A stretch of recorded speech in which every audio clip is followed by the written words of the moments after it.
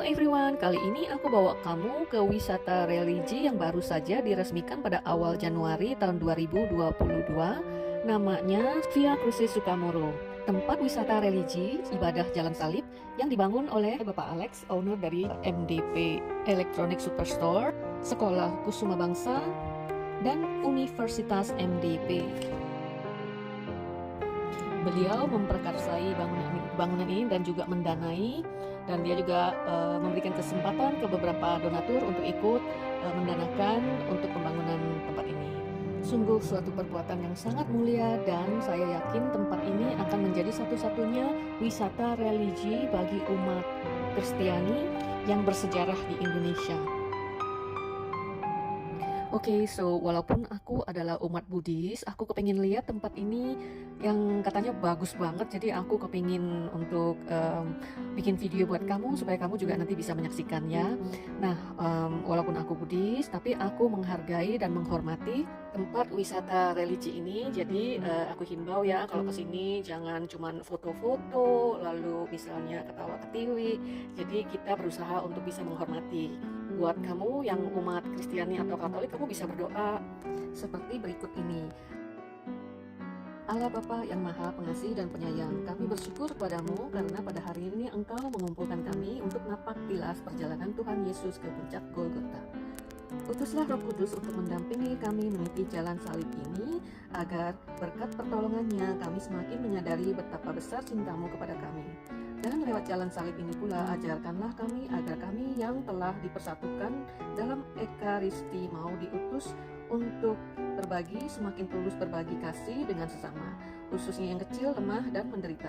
Semua ini kami mohon dengan pengantaran Yesus Kristus Putramu Tuhan kami, yang bersama dengan Dikau dalam persatuan Roh Kudus, hidup dan berkuasa Allah sepanjang segala masa. Amin.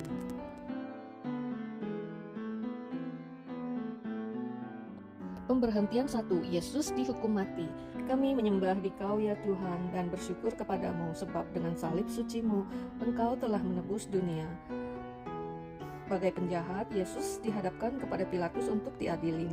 Pilatus takut kehilangan simpati rakyat, maka Yesus didera. Akhirnya demi kepentingan pribadi, Pilatus menjatuhkan hukuman mati yang tidak adil. Namun Yesus dengan tenang, sabar, dan rela menerimanya. Ya Tuhan, untuk menyelamatkan kami, Engkau menerima hukuman mati dengan tenang. Ajarilah kami untuk menjadi sabar bila kami mengalami ketidakadilan. Karena cinta kepadamu, kami pun ingin berbagi kepada sesama, terutama yang kecil, lemah, miskin, dan cacat, seperti Engkau yang telah rela berkorban untuk kami dalam Ekaristi Kudus.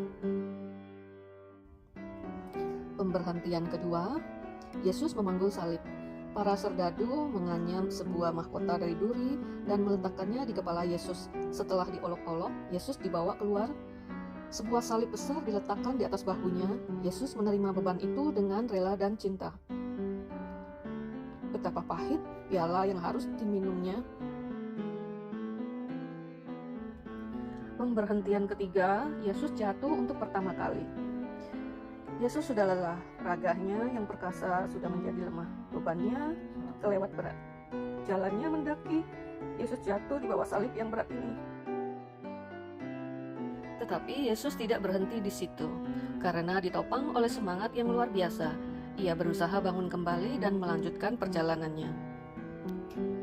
Ya Tuhan, Engkau bersabda, hanya yang memikul salib dan mengikut aku dapat menjadi muridku. Dengan rela kau panggul salib yang berat karena kelemahan kami. Pemberhentian keempat, Maria berdiri di pinggir jalan salib yang dilewati oleh putranya. Mereka saling beradu pandang. Maria melihat kesedihan putranya dan turut menanggung segala penghinaan dan kesakitan bersama dia. Tuhan Yesus yang lembut hati, berilah kami semangat seperti Bunda Maria. Berilah kami hati yang terbuka untuk mengerti dan menerima keadaan orang lain seperti apa adanya. Begitulah kami menjadi sahabat sejati bagi orang yang menderita, dan dengan demikian kami menjadi sahabatmu sendiri. Pemberhentian kelima, Yesus ditolong oleh Simon dari Kirene. Tuhan sendiri tidak sanggup lagi memanggul salibnya lebih jauh. Algojo memaksa seorang petani yang baru pulang dari ladangnya untuk membantu Yesus memanggul salibnya. Tuhan bersabda, "Setiap orang yang mau mengikut aku, ia harus menyangkal dirinya." Ya Tuhan, kami takut terhadap salib. Lembutkanlah hati kami yang keras. Tumbuhkanlah sikap saling menolong dan berbagi, agar masyarakat kami semakin damai dan sejahtera menurut kehendak-Mu. Tuhan, Engkau menerima Simon dari Kirene untuk membantu memanggul salib bersama Dikau. Ajarilah kami agar kami juga mau berbagi. Pemberhentian keenam, Veronika mengusap wajah Yesus. Veronika melihat penderitaan Yesus dan kekerasan serdadu-serdadu. Tanpa takut dan malu, ia mendekati mengusap wajah Yesus yang berlumuran darah itu. Sebagai tanda terima kasihnya, Veronika mendapat gambar wajah Yesus. Pemberhentian ketujuh, Yesus jatuh kedua kalinya. Walau dibantu oleh Simon dari Kirene, namun karena beratnya beban dan sakitnya badan, Yesus jatuh kedua kalinya di bawah salib. Lebih menyedihkan dari yang pertama, namun dengan tenaga yang tersisa, Yesus berusaha berdiri kembali untuk menyelesaikan tugasnya. Pemberhentian ke-8, Yesus menasehati para wanita yang menangis. Sejumlah wanita meratapi Yesus yang sedang sengsara. Daripada menangis, sebaiknya mereka mengikuti Yesus dalam jalan salib. Namun itu tidak mereka lakukan. Maka mereka ditegur oleh Yesus, "Janganlah menangisi aku, tetapi tangisilah dirimu sendiri dan anak-anakmu." Pemberhentian ke-9, Yesus jatuh ketiga kalinya. Puncak bukit Golgota sudah nampak. Yesus sudah kehabisan tenaga sama sekali. Karena berat penderitaannya, Yesus jatuh tersungkur untuk ketiga kalinya. Namun ia tidak mau menyerah. Demi cintanya kepada Bapa dan manusia, ia ingin menyelesaikan tugasnya. Untuk pendosa yang tidak mau bertobat, ia menderita untuk membuka jalan kembali kepada Bapa. Maka ia berusaha bangun lagi dan berjalan terus. Kita pun belum sampai tujuan. Ada kalanya kita merasa semua korban tanpa sia-sia, sehingga semangat kita padam. Namun, yang harus diingat adalah tidak ada derita tanpa arti bagi orang yang percaya pada Kristus. Ya Tuhan, Engkau jatuh lagi di bawah salib yang berat, namun Engkau tidak menyerah, melainkan bangun kembali. Kami kagum karena hasrat-Mu untuk menyelesaikan jalan yang sia-sia ini. Maka, kuatkanlah semangat kami bila kami putus asa dan ingin menyerah. Ampunilah kami bila kami patah semangat. Pemberhentian ke-10, pakaian Yesus ditanggalkan. Sesampai di bukit Golgota, Yesus disiapkan untuk disalibkan. Serdadu-serdadu secara kasar sekali melancarkan penghinaan yang paling keji, menanggalkan pakaian Yesus di depan umum. Dan luka-luka bekas penderaan mulai berdarah lagi. Pemberhentian ke-11, Yesus dipaku di kayu salib. Tibalah saat yang paling ngeri. Para algojo mencampakkan Yesus ke tanah, menembusi tangan dan kakinya dengan paku pada palang penghinaan, yaitu kayu salib. Setelah itu mereka menegakkan salib itu. Tanpa mengeluh, Yesus mendoakan para algojo, "Bapa, ampunilah mereka, karena mereka tidak tahu apa yang mereka perbuat." Pemberhentian ke-12, Yesus wafat di salib. 3 jam lamanya Yesus bergulat dengan maut. 3 jam penuh sengsara sendirian, sampai-sampai ia merasa ditinggalkan oleh Bapaknya, sehingga ia berteriak dengan suara nyaring, "Allahku, ya Allahku, mengapa Engkau meninggalkan aku?"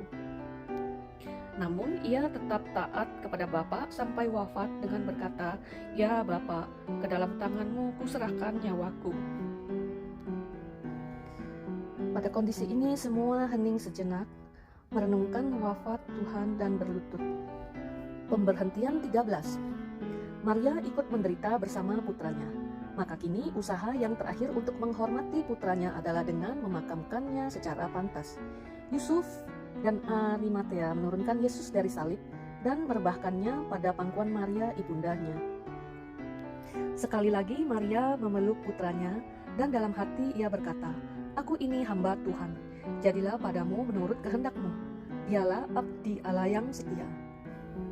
Ketaatan Tuhan Yesus inilah yang mendatangkan penebusan dosa bagi manusia.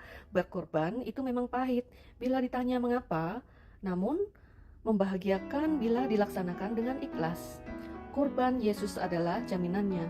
Percayakah kita bahwa jalan salib apapun bagi kita menjadi jalan bahagia? Percayakah kita bahwa kurban manapun membawa berkat bagi kita? Itu semua berkat salib Kristus. Ya Yesus yang maha baik, tidak ada cinta yang lebih besar daripada cinta seorang yang menyerahkan nyawanya bagi sahabatnya. Demikian besar cintamu kepada kami sehingga engkau rela berkorban menyerahkan tubuhmu, darahmu untuk kami.